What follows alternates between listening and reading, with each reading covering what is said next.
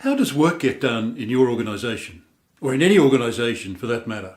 Do you and your boss and her boss physically work together to create the product or service that you deliver to customers? I doubt it. Sure, everyone's involved in an abstract way, but the actual development path is across, not up and down the organisation. One team does something, another adds something else, then some more is added, and finally there's something to be delivered to the customer. And maybe yet another team supports the customer after that. That all happens across the organisation. It's end to end. It's cross-functional. Okay, let's get cross-functional. It's quite a simple concept, but maybe it feels a bit challenging to incorporate into management. Well, it doesn't have to be like that. And in any case, it's not optional. Let's have a look at it in simple terms here. Just think about your organisation. In which direction do you think most of the management effort is going? I think you'd agree with me that it's going up and down the org chart, isn't it? And that's just the way organisations work. And that's important. We need to know who the boss is. We need to know who we work with. We need to know who our team is. We need to know how the organisation groups people of like skills and like objectives and perhaps by geography. We need to know all of those things. However, if you think about this, in which direction do you think work gets done? Well, I think you'll agree with me that it's happening across the organisation. Someone does one bit, someone does another bit, someone does another bit, and eventually we've got something we can deliver to customers and other stakeholders. So the way we work is we collaborate across the organisation to create, accumulate, and deliver on our promises that we make to customers and other stakeholders. So most of our management effort is going up and down the organisation chart. Who's managing across? Well, the organisation chart tells us very little, if anything, of a practical nature about who's managing across the organisation. So if all we're doing is the vertical traditional management, we've got a kind of horizontal vision problem. So this is where cross-functional or end-to-end management of processes becomes really important. Let's have a look at an example. Perhaps we haven't done as much of this recently as we might have liked, but we still remember how it works. So if we were thinking about a flight, if I said to you which of these 5 elements or sub-processes needs to work well for you to say you had a great flight, I know you would say all 5. So would I.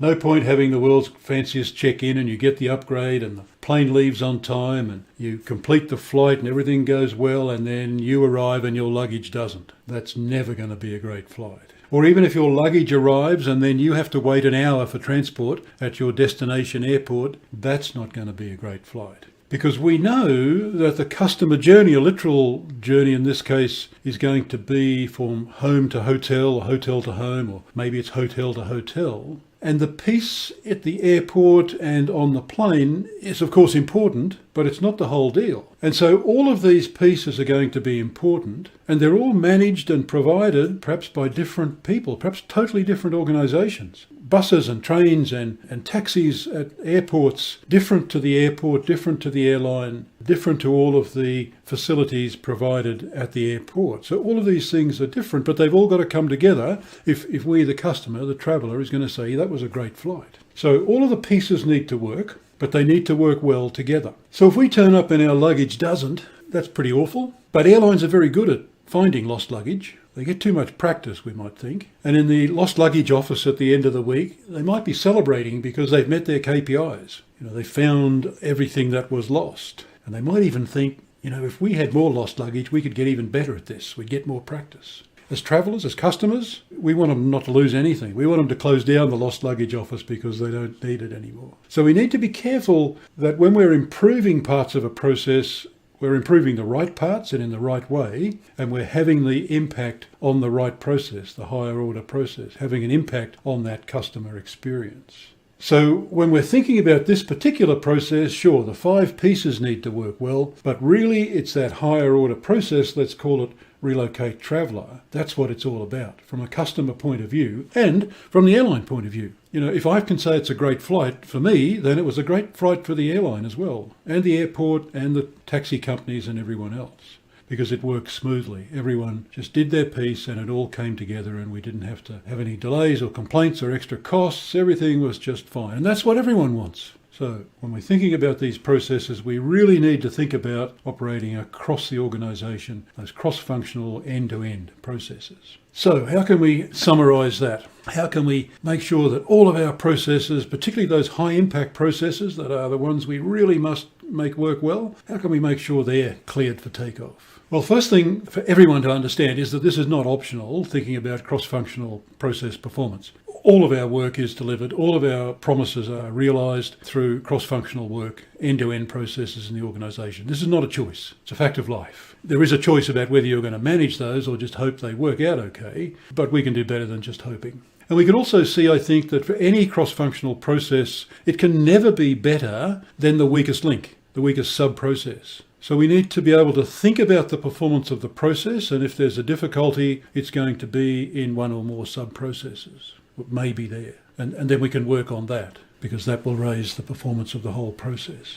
And we can't do that if we're missing this horizontal view. If we're just doing, what I think of as traditional management, up and down the org chart type management, and we're managing the boxes on the org chart, but not the space between the boxes. If we're just doing that, then we're missing that horizontal view, and we're ignoring this kind of end-to-end performance issue. And that can't work well. That's the piece we need to manage. So we need to have this additional horizontal management perspective. And collaboration is, I think, a really important word in our whole process-based management world. If you think about it, what we're saying is that we create, accumulate and deliver value for our customers and other stakeholders in collaboration across the organisation. All of those boxes on the org chart, all of the people and the teams and departments, we collaborate to get work done. We collaborate to execute the organisational strategy. So if all the work is about collaboration, if it's glued together with collaboration, it just might be, that the management of our organisations should have a lot more to do with managing collaboration across those end-to-end processes. It should have a lot more to do with managing collaboration in our cross-functional processes.